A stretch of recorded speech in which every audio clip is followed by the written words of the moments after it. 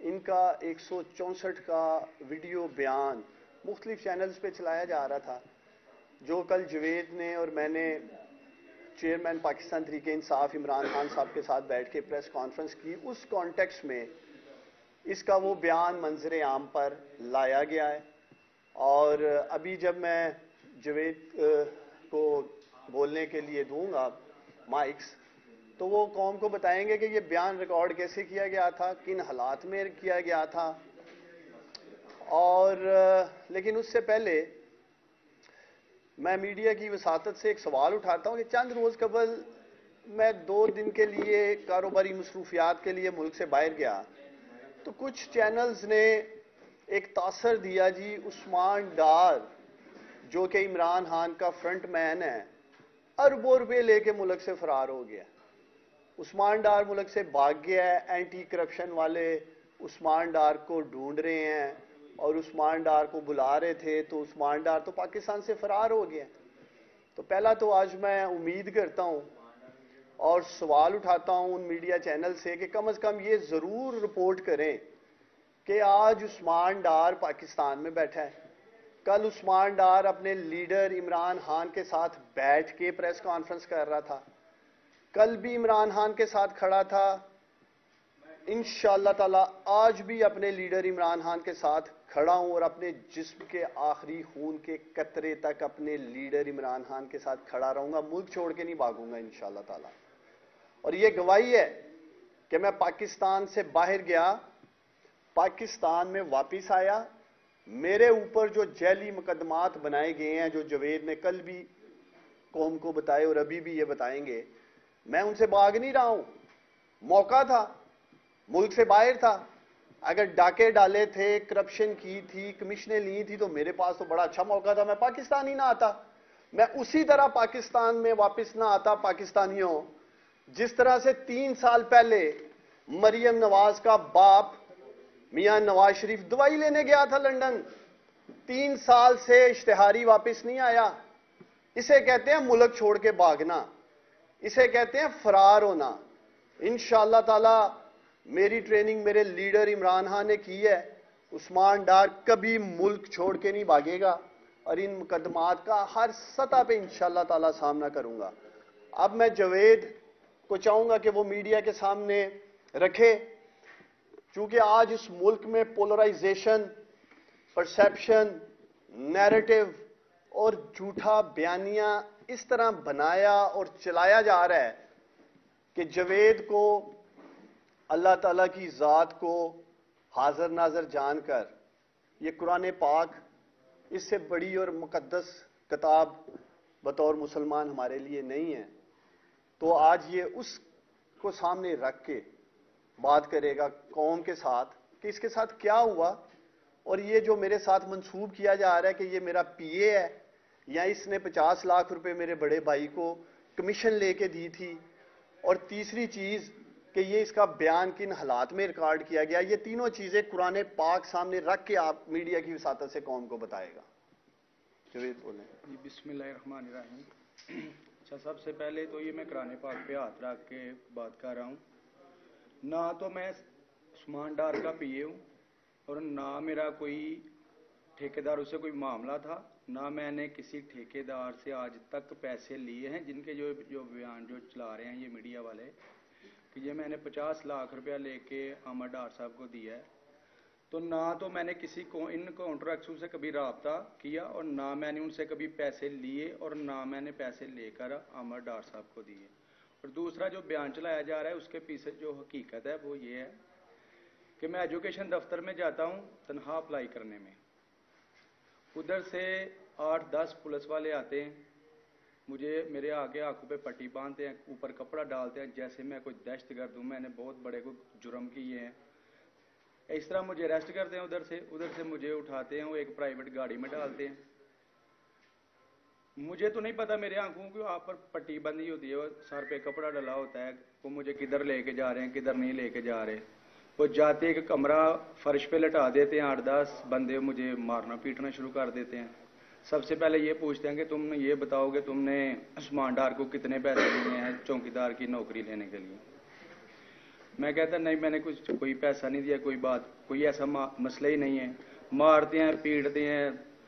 پھر ادھر سے قریباً کوئی آدھا پونا گھنٹہ گزرتا ہے, پھر اوپر سے مجھے سیڑھیاں چڑھواتے ہیں, کسی اور کمرے میں لے کے جاتے ہیں, ادھر جا کے مارتے ہیں. پھر میرے ہاتھ باندھتے ہیں, نیچے کرسی سے نکلتے اوپر ٹانگ دیتے ہیں, کبھی الٹا کبھی سیدھا.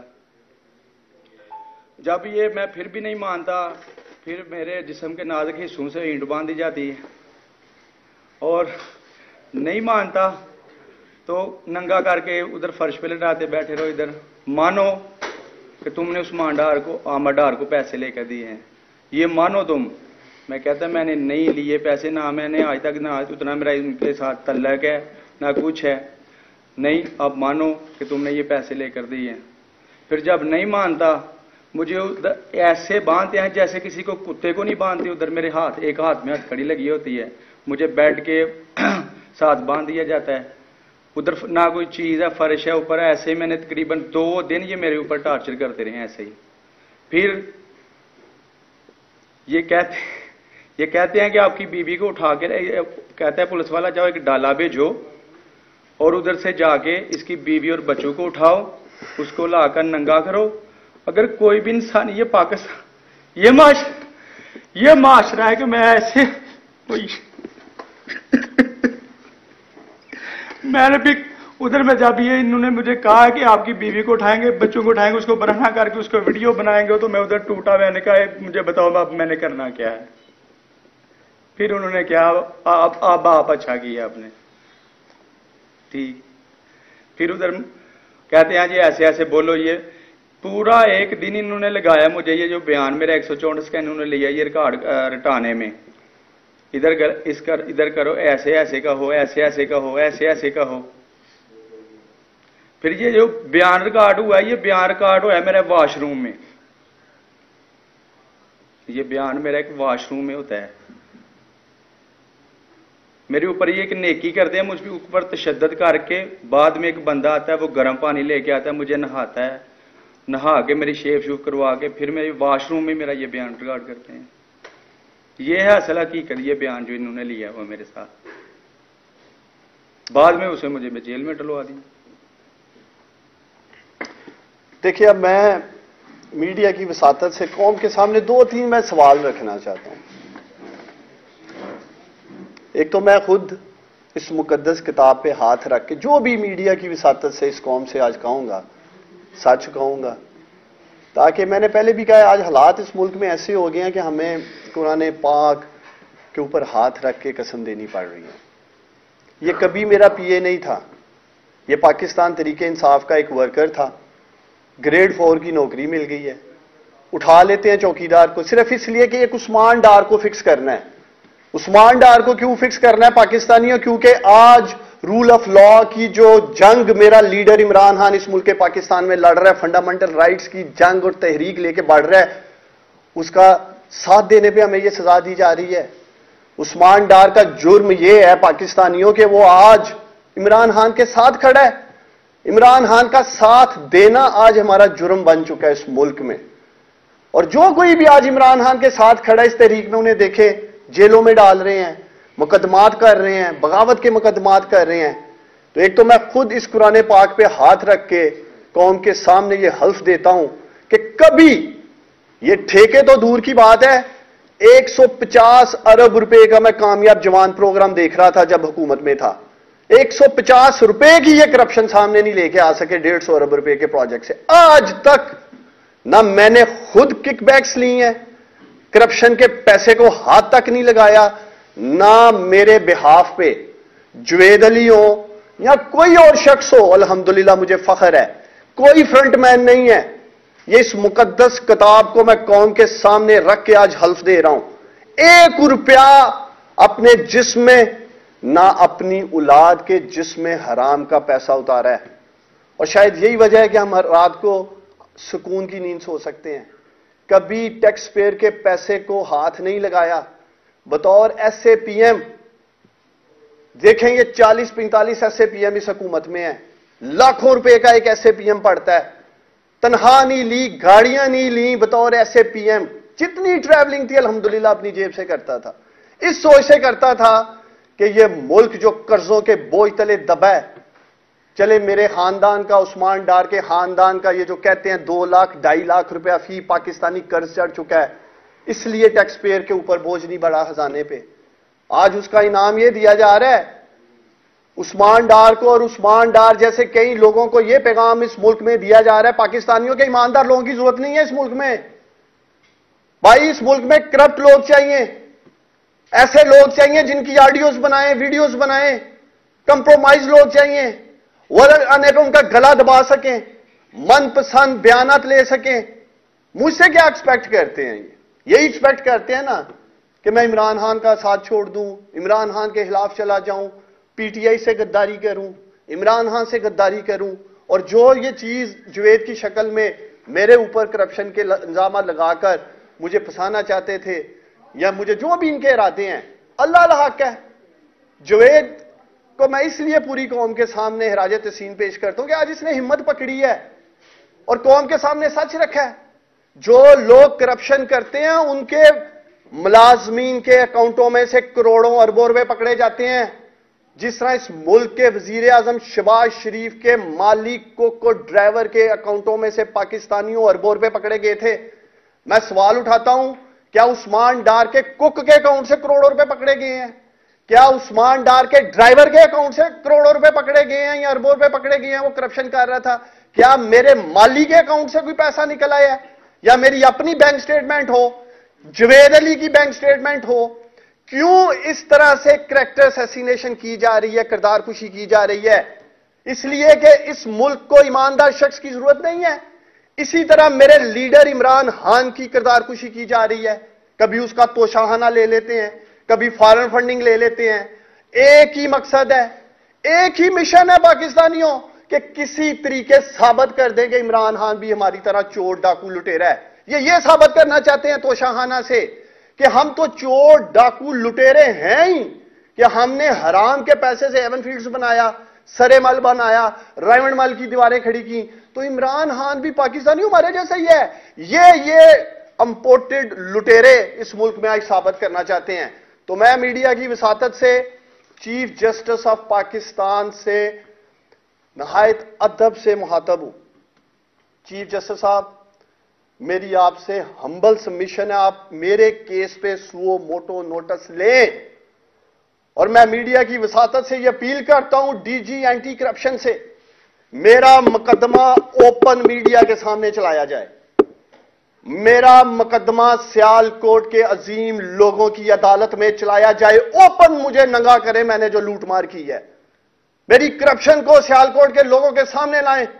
اور میں میڈیا کے وساطت سے یہ وعدہ کرتا ہوں، اگر میں نے کرپشن کیا مجھے وہاں ہی الٹا لٹکا دیں، پھانسی دے دیں مجھے سیال کوٹ کے کسی چوک میں، لیکن خدارا یہ نہ کریں، یہ ڈرامے نہ اس ملک میں کریں کہ لوگوں کو اٹھا لیں، ان سے جعلی بیانات دلائیں.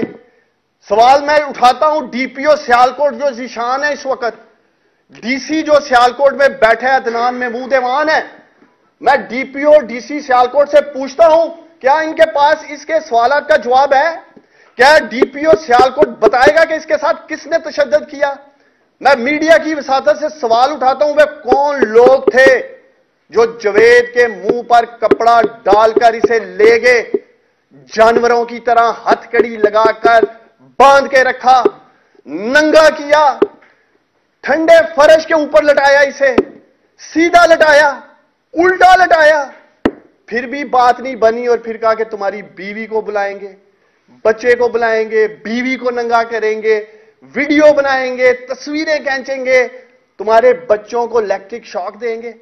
کیا میں سوال اٹھاتا ہوں کہ اس دن کے لیے ہمارے آباء و اجداد نے، ہمارے فاؤنڈنگ فادرز، علامہ اقبال، قائد اعظم نے، ہمارے بزرگوں کی قربانیوں نے اس پاکستان کے لیے جدوجہد کی تھی، کہ آج ہمیں اپنے ہی ملک میں ٹارچر کیا جا رہا ہے، تشدد کا نشانہ بنایا جا رہا ہے، ذہنی ٹارچر دینے کی کوشش کر رہے ہیں.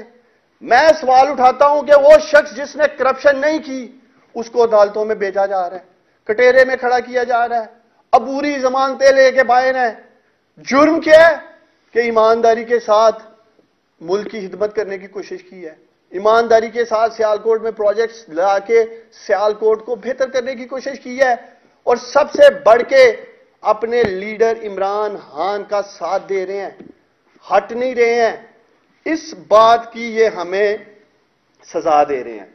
تو میں جو 2-3 سوالات اٹھائے ہیں، میں اس لیے چیف جسٹس آف پاکستان سے اپیل کر رہا ہوں کہ یہ کیس سنا جانا چاہیے، یہ پاکستان کے آنے والے مستقبل کی ڈائریکشن سیٹ کرے گا، یہ کیس میں آپ سب سے وعدہ کرتا ہوں، اس لیے کہ اس کے ساتھ جو ہوا جوید کے ساتھ، اور اس کی جان کو خطرہ ہے، اس کو تھریٹس آ رہے ہیں، اس کی فیملی کو تھریٹس آ رہے ہیں۔ چیف جسٹس صاحب، آپ سو موٹو نوٹس لیں اور اس کی فیملی کو پروٹیکشن دیں، جوید کو پروٹیکشن ملنی چاہیے۔ آج اس نے ہمت حوصلہ کر کے جو اس کے ساتھ ہوا میڈیا کی وساطت سے قوم کے سامنے رکھا ہے، آج اس کو خطرہ ہے۔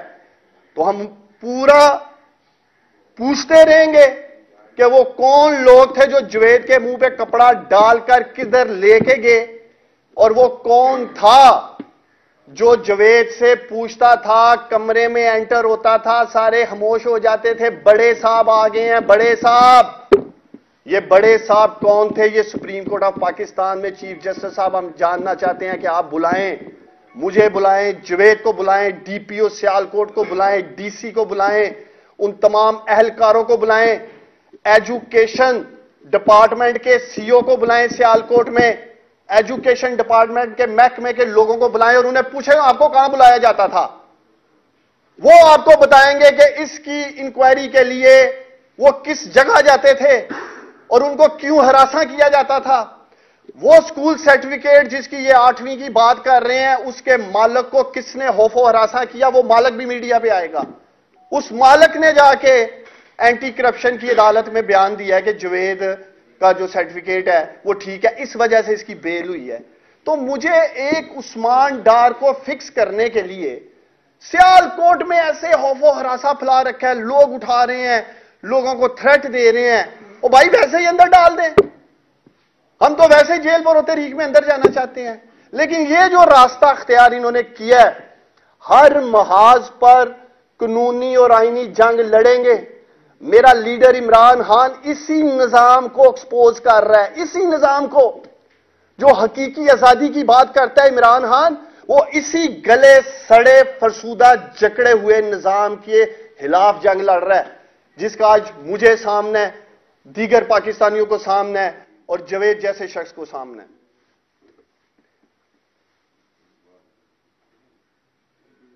کوئی سوال آپ لینا چاہتے ہیں؟ یہ بتائیے گا، آپ نے بھی عثمان بھائی کے تھریٹ ہے، تھریٹ کن سے ہے، کون ان کو دے رہا ہے دھمکیاں اور کیوں دے رہا ہے، اور کیوں یہ صرف آپ کے خلاف بیان دیا گیا ہے اور جوید کو بنایا گیا کہ تشدد کر کے آپ کے خلاف کیا گیا، کون تھریٹ کر رہا ہے، آپ کا کس کے اوپر ہے، کہ آپ کس کا مانتے ہیں؟ دیکھیں بڑا زبردست سوال انہوں نے کیا ہے، اسی لیے کل عمران خان صاحب نے بھی چیف جسٹس صاحب سے اپیل کی تھی، میں نے بھی آج اس پریس کانفرنس کی وساطت سے چیف جسٹس صاحب سے اپیل کی ہے کہ سو موٹو لے ان پولیس والوں کو بلایا جانا چاہیے نا۔ پہلے نمبر پہ ایک چوکیدار کے منہ کے اوپر نقاب ڈال کے، یہ جوید کوئی کلبوشن تھا؟ میں پوچھتا ہوں، یہ کلبوشن تھا جس کے منہ پہ نقاب ڈالا گیا؟ کیوں نقاب ڈالا گیا؟ کہ اسے پتا نہ چلے کہ یہ تھانے میں نہیں جا رہا، یہ کسی اور جگہ جا رہا ہے۔ اور وہ کون سی جگہ جا رہا ہے یہ سیالکوٹ کا ڈی پی او بتائے گا آگے سپریم کورٹ آف پاکستان میں کہ ان کو کہاں لے کے گئے تھے، کون سے وہ لوگ تھے۔ 164 کا بیان قرآن پاک پہ اس نے ہاتھ رکھ کے پوری قوم کو بتایا ہے کہ واش روم میں لیا گیا ہے۔ اور بھائی اگر واقعی ڈاکہ ڈالا تھا تو پولیس تھانے میں اوپن لو، ایک دن اس کو رٹاتے رہے ہیں کہ تم نے یہ بولنا ہے، یہ بولنا ہے، یہ بولنا ہے۔ میں مزید انکشافات لے کے آ رہا ہوں۔ ابھی یہ جو فلم انہوں نے چلائی ہے نا سیالکوٹ میں، یہ جوید تو ابھی بگننگ ہے، اس کے اندر جتنے کردار انہوں نے وہاں پکڑے ہیں وہ سارے تیار ہو گئے ہوئے ہیں اس نظام کے خلاف، باغی ہو گئے ہیں اس نظام کے خلاف جو لوگوں کو یہ ہراساں کر کے کہہ رہے ہیں بولو پیسہ پکڑا ہے، پیسہ دیا ہے۔ اس لیے میں امید کرتا ہوں کہ اگلے ہفتے میں سپریم کورٹ آف پاکستان میں اس کیس کی ہیئرنگ ہوگی۔ اگر سو موٹو نہیں بھی لیا جاتا، میں اپنی لیگل ٹیم کے ساتھ رابطے میں ہوں اور ہم براہ راست پٹیشن جوید علی کے کیس کی ڈالیں گے سپریم کورٹ کے اندر، چونکہ ہم چاہتے ہیں کہ اس ملک میں آنے والے وقت میں کوئی اور جوید نہ بنے۔ جس طرح جانوروں کی طرح ہتھ کڑی لگا کر اس کو چوکیدار کی نوکری پر باندھا گیا، ننگا کیا گیا، سپریم کورٹ آف پاکستان میں یہ سارے سوالات اٹھیں گے، اس کیس کا پورا پیچھا کیا جائے گا۔ لیکن جو میں نے میڈیا سے اپیل کی ہے کہ میرا یہ مقدمہ سیالکوٹ کے لوگوں کے سامنے کھولا جائے، میڈیا کے چینل اسی طرح کیمرے لگے ہوں، اور ڈی جی اینٹی کرپشن یا جو بھی اس انکوائری کے اوپر انچارج ہے وہ سارے کے سامنے پوچھے مجھ سے کہ عثمان ڈار یہ تمہارے اکاؤنٹ کی سٹیٹمنٹ پکڑی ہے، اس میں کروڑوں روپے آئے ہیں، یا فلانے ٹھیکیدار نے یہ تمہیں ٹرانزیکشن کی ہے، یا جوید علی کے نام پہ یہ ایکڑوں میں جگہ نکل آئی ہے، یا اس کے اکاؤنٹ میں پیسے نکل آئے ہیں، یا اس نے پراپرٹیاں بنا لی ہیں۔ میں چاہتا ہوں یہ سارا کچھ قوم کے سامنے آنا چاہیے، بند کمروں کی انکوائری نہیں ہوگی میری۔ عثمان ڈار کے کرپشن کے کیس کی کان کھول کے سن لو، بند کمرے میں انکوائری نہیں ہوگی، سب کچھ قوم کے سامنے ہوگا کہ میں نے کیا لوٹ مار کی ہے ملک میں۔ جاوید بھائی میرا آپ سے سوال ہے کہ آج ویڈیو بیان آپ کا سامنے آیا تو اب آپ آ کے آپ نے اچھی بات کی، جو کچھ آپ کے ساتھ ہوا جو آپ بتا رہے ہیں قابل مذمت ہے۔ جب آپ خان صاحب کے ساتھ کل بیٹھے تھے تب آپ نے کیوں نہیں یہ بتایا تھا، یہ خان صاحب کو کیوں نہیں بتایا کہ میرا ویڈیو بیان ہے وہ ریکارڈ کر لیا گیا ہے اس تھریٹ کے بنا کے اوپر، تاکہ کل اگر آپ یہ کر دیتے تو شاید یہ بیان آج منظرعام میں بھی آتا جس کو نوبل کی ویلیو عثمان ڈار صاحب کو بھی قرآن پاک نہ اٹھانا پڑتا، وہ اس کا ظاہر نہ۔ یہ بیان سر انہوں نے ادھر ہی لیا ہے۔ نہیں آپ نے کل میں بات کروں، کل آپ آئے جی خان صاحب کے ساتھ بیٹھے، کل آپ نے یہ کیوں نہیں بتایا کہ میرا ویڈیو بیان ریکارڈ کر لیا گیا ہے اور مجھے اس طرح تھریٹ کیا گیا تھا اور مجھے یہ دھمکایا گیا تھا، تو یہ ویڈیو بیان ریکارڈ کر لیا گیا۔ خان صاحب کا بھی بیان مضبوط ہوتا ہے اور عثمان ڈار صاحب کو بھی ظاہر نہ دینی پڑتی آج قرآن اٹھانے کی، اور آپ کو بھی قرآن نہ اٹھانا پڑتا۔ نہیں لیکن کل خان صاحب نے کہا تو ہے 164 کا بیان لیا اس کا۔ خان صاحب کا میں ابھی کلپ سنا دیتا ہوں، وائرل ہوا ہے پورے سوشل میڈیا پہ کہ اس کو ننگا کر کے اس کی فیملی کو، بیگم کو تھریٹ کر کے 164 کا بیان لیا گیا ہے۔ خان صاحب نے تو کل قوم کو بتایا ہے، میرا حال آپ نے سنا نہیں ہے۔ ہم آئے اس لیے ہیں کہ شاید جو بھی یہ پروپیگنڈا کرنا چاہ رہے تھے انہوں نے ایک ویڈیو میسج چھوڑ دیا۔ مجھے کچھ دوستوں کے فون آئے میڈیا کے کہ ڈار صاحب آپ اپنا ویڈیو میسج دیں جی کہ اس بیان کے والے سے یہ کیا ہے۔ میں نے کہا میں ویڈیو میسج نہیں دوں گا، میں سارے میڈیا کے سامنے آ کے بات کروں گا۔